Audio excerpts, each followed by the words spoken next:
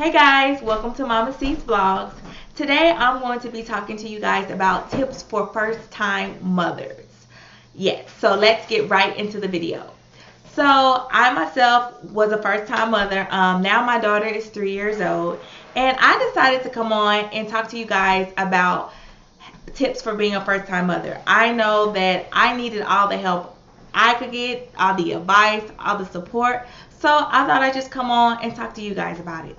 Now, the first step or tip or advice that I will give is to be happy with yourself.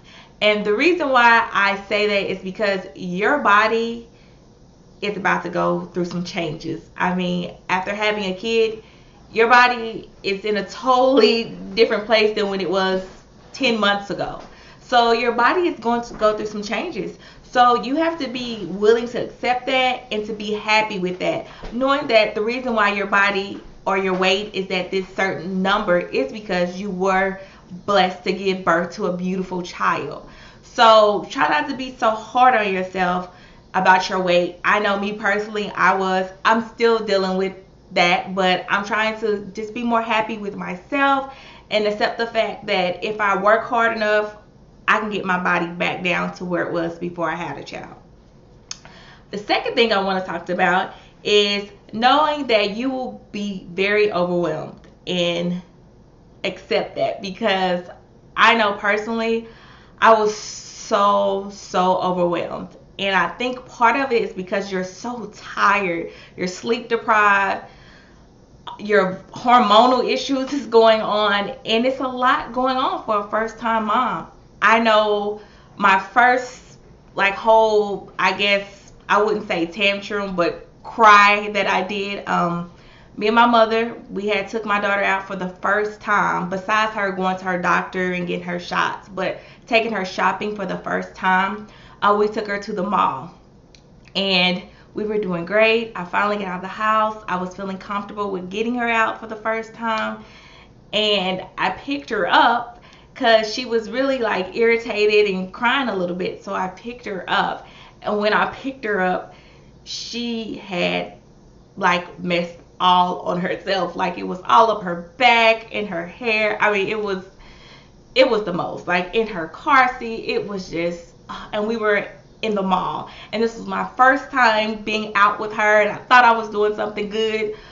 Oh my God, I just cried. And I'm so glad and thankful my mother was there to help me calm down, because like I said, I was already sleep deprived. She was about 3 months, but it was still rough for us. So I was already sleep deprived. I was nervous for taking her out for the first time. And yeah, I was just crying, emotions just running down. And my mother was like, "It's okay. We're going to take her to the bathroom, wipe her car seat down, wipe her down. Did you bring extra change of clothes?" Which thankfully I'm glad I did. And we did that, and I said, "I have to go home." We went home. My mother, she helped me give her a bath, and we were okay after that. But knowing that things like that are going to happen when you're least expecting it, and you're just going to be overwhelmed as a first time mom, but it's okay.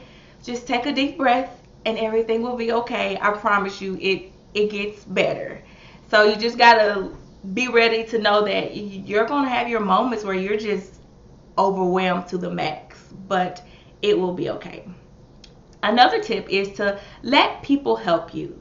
Whether it's your family members, your friends, or your spouse, let people help you. I can't stress that enough.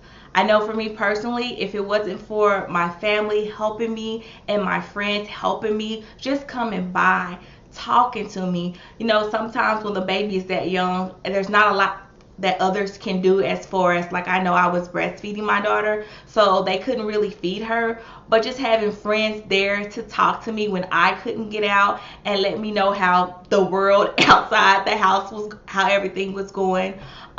Let people come and cook for you, bring you meals.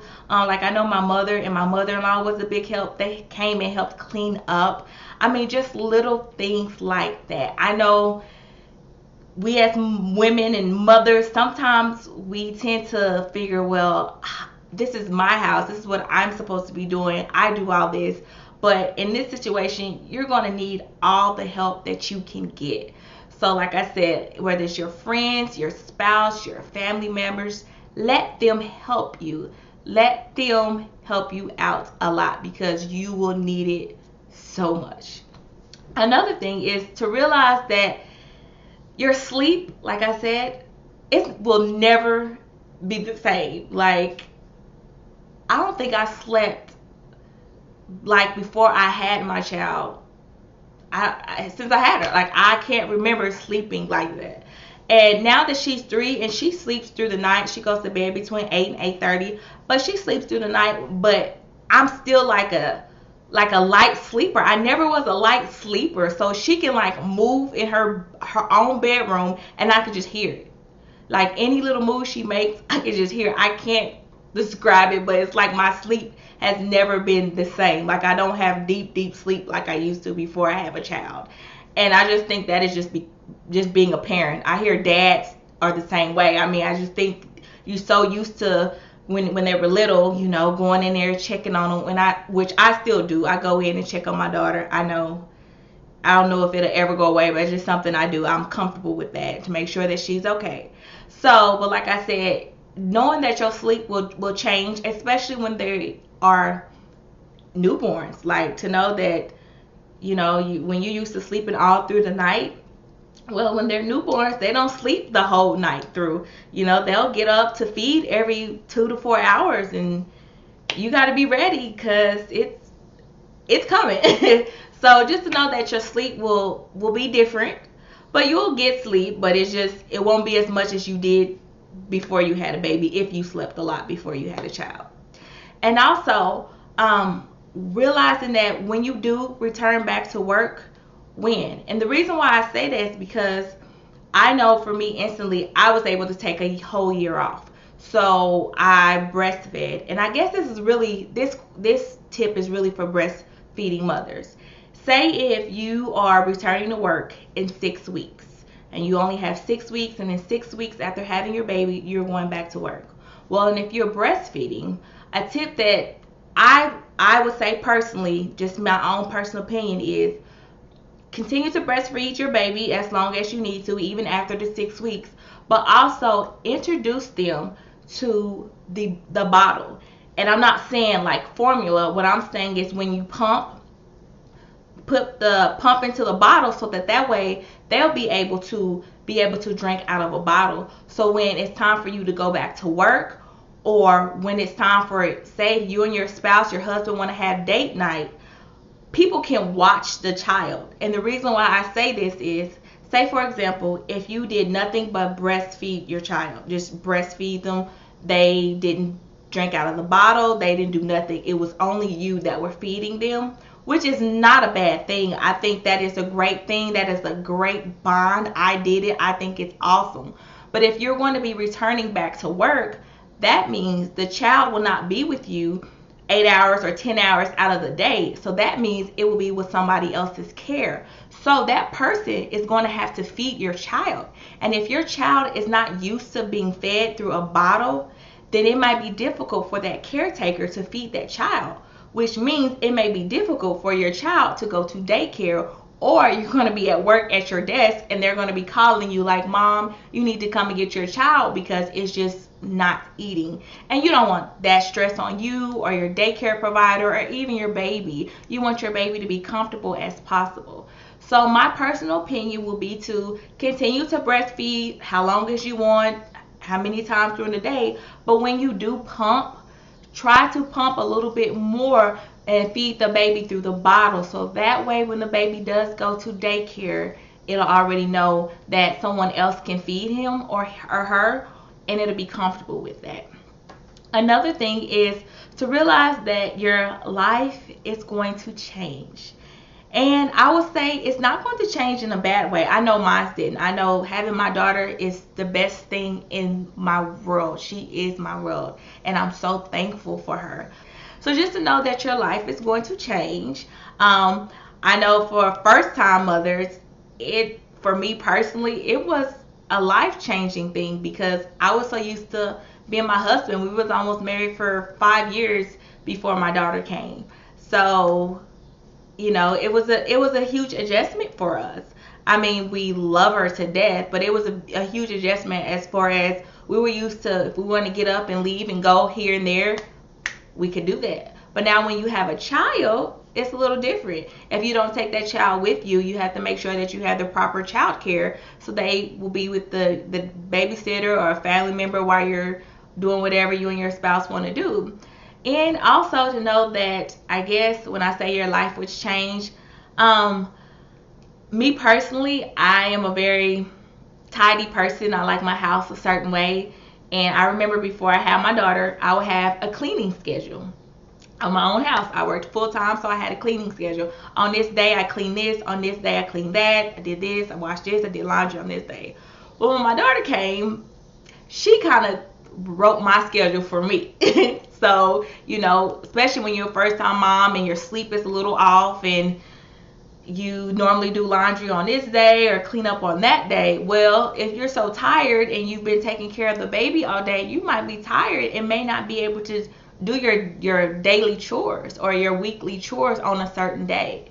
So realizing that laundry will get done eventually, even though your house may look like craziness at the moment, but laundry will get done eventually. Everything will be okay.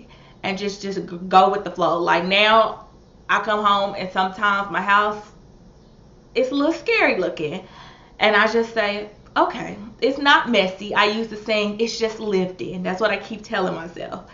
So just realize that your little schedule might change, but it's okay. Just learn to go with the flow a little bit more, and I think you'll be fine.